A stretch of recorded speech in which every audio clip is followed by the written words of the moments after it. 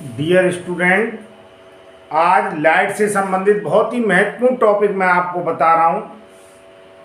इस टॉपिक में आज हम जानकारी प्राप्त करेंगे अवतल दर्पण तथा उत्तल दर्पण द्वारा प्रतिबिंब का बनना। दो प्रकार के दर्पण होते हैं, आप जानते हैं। एक कहलाता है अवतल दर्पण, जिसे हम कॉनकेव मिरर कहते हैं, और दूसरा होता है उत्तल दर्पण, जिसे हम कॉन्वेक्स मिरर कहते हैं। इन दर्पणों के द्वारा, दोनों प्रकार के दर्पणों के द्वारा किस स्थिति में वस्तु स्थित होने पर इसका प्रतिबिंब कहाँ पर बनेगा और किस प्रकार बनता है, इसका आज हम इस वीडियो के अंतर्गत अध्ययन करेंगे। तो सबसे पहले मैं बात कर रहा हूं अवतल दर्पण। अवतल दर्पण के द्वारा 6 स्थितियों में वस्तु के स्थित होने पर प्रतिबिंब बनते हैं। पहली स्थिति जो है वो मैं आपको बता रहा हूं। पहली स्थिति है, वस्तु कहां पर है? अनंत पर है। अनंत पर स्थित वस्तु को हमने क्या लिया? ओ डैश लिया है। अनंत से आने वाली प्रकाश की जो किरणें होती हैं वो हमेशा क्या होती हैं? समांतर होती हैं। समांतर प्रकाश की किरणें जब अवतल दर्पण पर आपतित होती हैं, तो आपतित होने के बाद पहली प्रकाश की किरण है वो तो फोकस से होकर जाती है, और फोकस से होकर जो जाती है प्रकाश की किरण, वो दर्पण से परावर्तन के बाद मुख्य अक्ष के क्या हो जाती है? समांतर हो जाती है। और एक प्रकाश की किरण कहां से जाती है? वक्रता केंद्र से जाती है। तो ये जिस मार्ग पर जा रही है उसी मार्ग पर क्या होती है? वापस होती है। तो ये प्रकाश की परावर्तित किरणें जहां पर एक दूसरे को काटती हैं, वहां पर ये प्रतिबिंब बनता है आई डैश। तो ये जो प्रतिबिंब बनता है, ये प्रतिबिंब फोकस पर बनता है। कैसा होता है? उल्टा होता है, वास्तविक होता है, और वस्तु के आकार से क्या होता है? छोटा। अब हम इसकी दूसरी स्थिति में बात कर रहे हैं, वस्तु वक्रता केंद्र तथा अनंत के बीच में हो। ये वस्तु है, ये तो आपका सीफा और सेंटर ऑफ कर्वेचर है, जिसे हम वक्रता केंद्र कहते हैं। वक्रता केंद्र और अनंत के बीच में अगर वस्तु है, इस वस्तु को हम क्या मानते हैं? वस्तु को मानते हैं ओ डैश। O dash. कैसे प्रतिबिंब बनेगा? एक प्रकाश की किरण मुख्य अक्ष के समांतर इसके टॉप से होकर जाती है, शिखर से होकर जाती है, और मुख्य अक्ष के समांतर चलने वाली प्रकाश की किरण अवतल दर्पण से परावर्तन के बाद फोकस से होकर गुजरती है। ये मैं आपको परिभाषा में बता ही चुका हूं। और एक प्रकाश की किरण यहां जाती है अवतल दर्पण के वक्रता केंद्र से। वो जिस मार्ग पर जाती है उसी मार्ग पर दर्पण के बाद क्या होती है? दर्पण से परावर्तन के बाद वापस होती है। तो ये आपका जो प्रतिबिंब बनेगा आई डैश बनेगा। और आई डैश जो प्रतिबिंब बनना है, आप समझे, फोकस, इसका जो फोकस बिंदु है और वक्रता केंद्र है उसके बीच में बनना है। यहां पर भी कैसा प्रतिबिंब बनता है? वास्तविक बनता है, उल्टा बनता है, और वस्तु से आकार से क्या होता है? छोटा होता है। तीसरी स्थिति की हम बात कर रहे हैं, वस्तु जब कहां है? वक्रता केंद्र पर है। वक्रता केंद्र है सी। यहां पर सी का मतलब है सेंटर ऑफ कर्वेचर, जिसे हम वक्रता केंद्र कहते हैं। एफ यहां पर क्या है? एफ है यहां पर फोकस बिंदु है। पी क्या है? पोल है, जिसे हम क्या कहते हैं? ध्रुव कहते हैं। ओ डैश हमने वस्तु मानी है, ऑब्जेक्ट माना है, और आई डैश क्या है? जो इमेज बन रही है उसे माना है। तो आप इसमें देखिए वस्तु इस बार कहां पर है? सी पर है, वक्रता केंद्र पर है।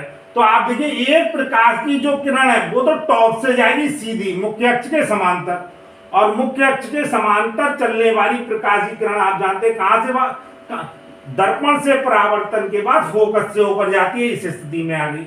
और दूसरी प्रकाश की जो किरण है वो फोकस से होकर जा रही है, और फोकस से होकर जो प्रकाश की किरण जाएगी, आप समझाएं, मुख्य अक्ष से समांतर हो जाएगी अवतल दर्पण से परावर्तन के बाद, और ये आपका प्रतिबिंब आई डैश बनता है। ये वक्रता केंद्र पर ही बनता है। ये नीचे की साइड पर बनता है तो प्रतिबिंब कैसा होता है? उल्टा होता है। यहाँ पर प्रतिबिंब वस्तु के आकार के बराबर होता है, और दूसरा यहाँ पर जो प्रतिबिंब बनता है वो कैसा बनता है? वास्तविक। प्रतिबिंब वास्तविक बनता है, उल्टा बनता है, और वस्तु के आकार के क्या होता है? बराबर। हम चौथी स्थिति की बात कर रहे हैं। चौथी स्थिति में मुख्य फोकस तथा वक्रता केंद्र के बीच में अगर वस्तु रखी है, मुख्य फोकस और वक्रता केंद्र के बीच में वस्तु रखी है, देखिए ओ डैश। ध्यान दें, थोड़ी जगह कम है। ये वाला जो सी है, सी पॉइंट है वक्रता केंद्र, सेंटर ऑफ कर्वेचर, और एफ क्या है यहाँ पर मुख्य फोकस है। इनके बीच में ये वस्तु रखी है ओ डैश। सबसे पहले प्रकाश की जो किरण है, प्रकाश की किरण इसके शिखर से, टॉप से मुख्य अक्ष के समांतर जाती है, और मुख्य अक्ष के समांतर चलने वाली प्रकाशीय किरणें अवतल दर्पण से परावर्तन के बाद एक निश्चित बिंदु पर एकत्रित होती है। तो ये कहां से होकर जाएगी? ये होकर जाएगी मुख्य फोकस से। दूसरा आप देखिए, एक प्रकाशीय किरण जाएगी फोकस से होती हुई, और फोकस से होती हुई जो प्रकाशीय किरण जाएगी वो अवतल दर्पण से परावर्तन के बाद मुख्य अक्ष के क्या हो जाएगी? समांतर हो जाएगी। इस स्थिति में जो प्रतिबिंब बनेगा आई डैश बनेगा। ये प्रतिबिंब कैसा है? वास्तविक है, उल्टा है, और वस्तु के आकार से कैसा बनता है? बड़ा बनता है। अगली पांचवी पोजीशन में हम आ रहे हैं, वस्तु मुख्य फोकस पर है। ओ डैश क्या है? वस्तु है। एफ क्या है? मुख्य फोकस है। तो एक तो प्रकाशीय किरण मुख्य अक्ष के समांतर चलेगी, और मुख्य अक्ष के समांतर चलने वाली प्रकाश की जो किरण है वो फोकस से होकर जाती है।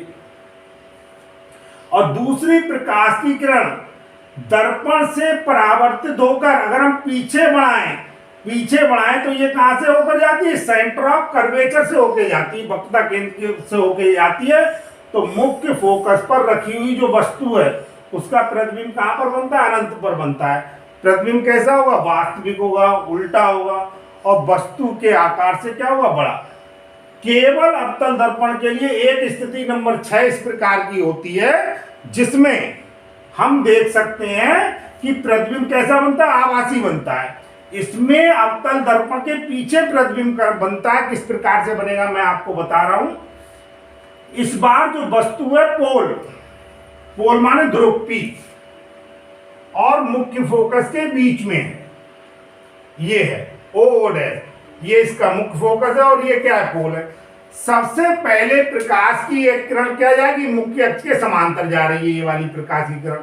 और प्रकाश की किरण जब दर्पण से परावर्तित होती है तो परावर्तित होने के बाद, अवतल दर्पण से परावर्तित होने के बाद ये फोकस से होकर गुजरती है। इसी प्रकार से एक प्रकाश की जो किरण है, प्रकाश की किरण एक जाएगी पीछे बढ़ाने, ये प्रकाश की किरण है। अगर हम इसे ये दर्पण से परावर्तन के बाद अगर हम पीछे देखें तो ये वक्रता केंद्र से होकर जाती है, और ये किरणें अगर हम देखें तो जाके आई डैश ये वाला प्रतिबिंब बनाती है। ये प्रतिबिंब, इन दोनों प्रकाशीय किरणों को क्या करना पड़ेगा? पीछे बढ़ाना पड़ेगा। तो ये प्रतिबिंब एक तो दर्पण के पीछे बनता है। ये प्रतिबिंब कैसा होता है? ये प्रतिबिंब आभासी होता है। आभासी होने के साथ साथ कैसा होता है? सीधा होता है, और वस्तु के आकार का क्या होता है? बड़ा होता है। तो ये 1 2 3 4 5 इन पांचों स्थितियों में बनने वाले प्रतिबिंब कैसे होते हैं? उल्टे होते हैं, और कैसे होते हैं? वास्तविक होते हैं। एक छठी स्थिति है जिसमें बनने वाला प्रतिबिंब कैसा होता है? सीधा होता है और आभासी होता है। अब मैं आपको बता रहा हूं उत्तल दर्पण से। तो उत्तल दर्पण में वस्तु की दो स्थितियों में ही प्रतिबिंब बनते हैं। सबसे पहली स्थिति है वस्तु कहां पर है? अनंत पर है। वस्तु जब अनंत पर है तो वहां से चलने वाली प्रकाश की किरणें, ये प्रकाश की किरणें जो है वो मुख्य अक्ष के समांतर जा रही हैं, और मुख्य अक्ष से समांतर प्रकाश की किरणें उत्तल दर्पण से परावर्तन के बाद एक निश्चित बिंदु F, जिसे हम क्या कहते हैं? फोकस कहते हैं। फोकस से आती हुई प्रतीत होती हैं, ये वाली आती हुई प्रतीत होती है। तो वस्तु अनंत पर है तो उसका प्रतिबिंब कहां पर बनेगा? फोकस पर बनेगा। बिंदु आकार का बनेगा, आभासी बनेगा, और कैसा होगा? सीधा होगा। अब आप देखिए, हम दूसरी कंडीशन की बात कर रहे हैं, जब वस्तु अनंत और ध्रुव के बीच में है। ये तो ध्रुव है पोल, और ये वाली इधर अनंत है, यहाँ पर ओ डैश है। तो ओ डैश स्थिति में प्रतिबिंब बनने के लिए देखिए, एक तो प्रकाशीय किरण कहां से होके जाएगी? शिखर से होके जाएगी। शिखर से होकर मुख्य अक्ष के समांतर चलने वाली प्रकाश की जो किरण है, मैंने आपको बताया था ये क्या होगी? ये प्रकाश की जो किरण है ये उत्तल दर्पण से परावर्तन के बाद एक निश्चित बिंदु, जिसे हम क्या कहते हैं? फोकस बिंदु कहते हैं, वहां से आती हुई प्रतीत होगी। और एक प्रकाश की जो किरण है ये कहां से होकर जाएगी, ये जाएगी वक्रता केंद्र से होकर जाएगी। तो अगर हम इसे देखें, इसका प्रतिबिंब आई डैश बनता है। ये प्रतिबिंब कैसा बनेगा, आभासी बनेगा। आभासी बनने के साथ साथ क्या होगा, वस्तु के आकार से कैसा होगा, छोटा बनेगा। और कैसा बनेगा, सीधा बनेगा।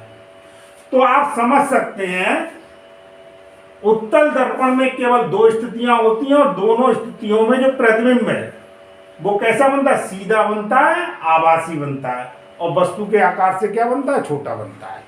अब ये क्वेश्चन भी मैं आपके लिए दे रहा हूं, उस क्वेश्चन पर आप ध्यान दें। उस क्वेश्चन के बारे में आप देखिए, आपको कमेंट्स में लिखना है यहां पर हमने जो प्रकाश की किरणें ली वो समांतर तो ली हैं, ध्यान दीजिए, समांतर ली हैं, लेकिन मुख्य अक्ष के समांतर नहीं ली। और यहां पर प्रकाश की किरणें हमने समांतर भी ली हैं और मुख्य अक्ष के समांतर ली हैं। तो क्या कारण है, किस कारण से ऐसा लेते हैं, ऐसा क्यों करते हैं, कैसी कंडीशन बनती है, स्थिति बनती है जिसमें हमने एक बार प्रकाश की किरणें कैसे ली, आपस में समांतर ली, वस्तु अब भी अनंत पर थी। और उत्तल दर्पण की स्थिति में वस्तु अनंत पर है, लेकिन प्रकाश की किरणें समांतर होने के साथ साथ मुख्य अक्ष के समांतर भी हैं। कमेंट्स में अगर आपको इस क्वेश्चन का उत्तर समझ में आए तो आप लिखेंगे। मैं देखना चाह रहा हूं कि आप वीडियो लास्ट तक देख रहे हैं और ध्यान दे रहे हैं या नहीं दे रहे हैं। इसे का जो आंसर है उसे आप कमेंट्स में लिखें। यदि आपको ये वीडियो पसंद आया हो तो इसे लाइक कीजिए, अधिक से अधिक शेयर कीजिए और मेरे चैनल को सब्सक्राइब कीजिए, जिससे आपको 10th क्लास से संबंधित सभी वीडियोज प्राप्त हो जाए। धन्यवाद बाबू।